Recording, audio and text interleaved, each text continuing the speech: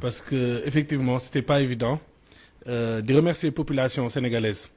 waaw yi nga xamante ne mobilisé wu na di remercier corporation bi tamit xam naa dinañ si ñëwaat si sant bi li xew daal mooy il y a eu des médiations ay nit yu dox tànk jàmm pour que Walfadjri comme que patrimoine la Sénégalais yi ñëpp jàpp ne que lii ñoom ñoo ko moom seen moomeel la du moomeelu Cheikh Niass ku si nekk ay kilifa déem na dox jàmm pour que président de la République ñëwaat si décision boobu noonu tey effectivement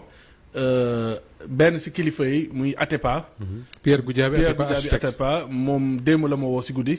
ne ma président dina ma recevoir tey à 16h30 ma ne ko mën naa ñëw mais su may ñëw du ma ñëw man rek damay ñëw ak délégation Walfadjri parce que c'est Walfadjri qui vient donc effectivement 16h30 rencontré nañ le président de la République bi ñu toogee mu wax ñu moom gis-gisam ñun tamit ñu wax ko sunu xalaat sunu liggéey waaw bi ñu toogee foofu noonu séance tenante la jël téléphone am woo Babacar Diagne président CNRA woo le ministre Moussa Bocar Thiam ne leen neen rétablir à 20h le signal de Walfadjri donc noonu la demee il y a eu des bonnes volontés nga xamante ne ñoom ñoo facilité rencontre bi ak le président de la République bi ñu toogee comme ni ko Olof Ndiaye di waxee rek réeroo amul ñàkk waxtaan moo am donc wax nañu moom li mu gis mooy que la liberté de presse am na solo mais am na lu ko ëpp solo mooy le droit à la vie maanaam dund askanu Sénégal et que moom mënul seetaan ay incitation à la violence li mu wax tamit man mën naa ko dégg mais man li ma jàpp mooy Walfadjri ñu responsable ñu fi nekk dama koy faral di wax daanaka la plupart fii ay saxaaba leen liggéey nañ collaboré nañ ak Sidy Lamine Niass donc la plupart ñi fi nekk jour émission bi ñu incriminé muy Pierre-Edouard Faye moo fi nekkoon te je pense que Pierre-Edouard Faye umpul kenn que c'est un journaliste chevronné qui est responsable donc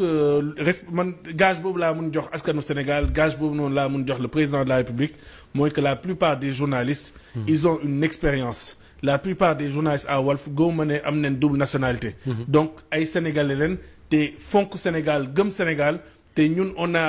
ñoo gën a am intérêt sax Sénégal nekk ci jàmm waaw dañu jël nag un choix bi mooy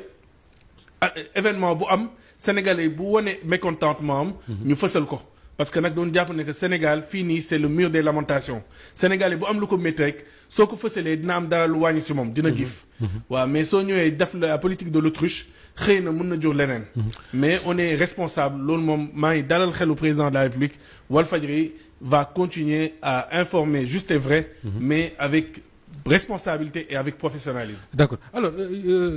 ñu bari bi ñu déggee mbir mi li ñuy wax mooy décision retirer licence wala suspendre signal Walfadjri ci président de la République la jógee am na ñu bari ñu ci xas ministre de la communication plusieurs fois mais moom le président ci boppam est-ce que am na lu mu leen ci leeral par rapport à la prise de décision. waaw décision bi président de la République il nous a dit que ànd na si. que effectivement la coupure pour moom su amee luy entraîner de droit à la vie boobu noonu moom ànd na si coupure mais bi ñu ko waxee retirer licence daf ko jaaxal donc dafa mel ni information bi ñi ñoo ko jox information boobu noonu donc le retrait de la licence moom yëgu ko si on se dit la vérité en tout cas bi ñu ko waxee surprise la si moom waaw moom coupure bi daal ànd na si mais le retrait de la licence en tant que tel loolu moom tey la ko yëg daf ko bett waaw pour vous dire que xëy na su fekkoon information yi am na ko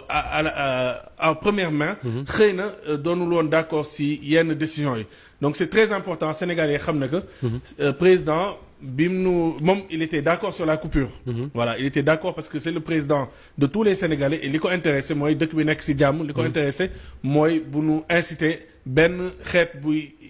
jëmal ci violence mais la coupure le retrait de licence loolu nekkul ci projet d'accord alors Oustaz Assane yow yaay directeur des programmes bu Walf TV ñu bari bu ñu déggee ne Macky Sall recevoir na waa Walfadjri li seen xel di njëkk a dem mooy mbaa du ngeen fa diggee mbaa du ngeen fa jël ay engagement est-ce que am na lu président Macky Sall gàll ci décision am ne nañ leen delloo licence Walfadjri. jërëjëf Moustapha xam naa balaa may ñëw ci question bi damay gën a ñëw ci sant askanu Sénégal d'abord ñoom ñëpp ndax seen taxawaay ak Walfadjri gën nañ ñu confirmer ne ñun moomuñu Walfadjri gën nañu confirmer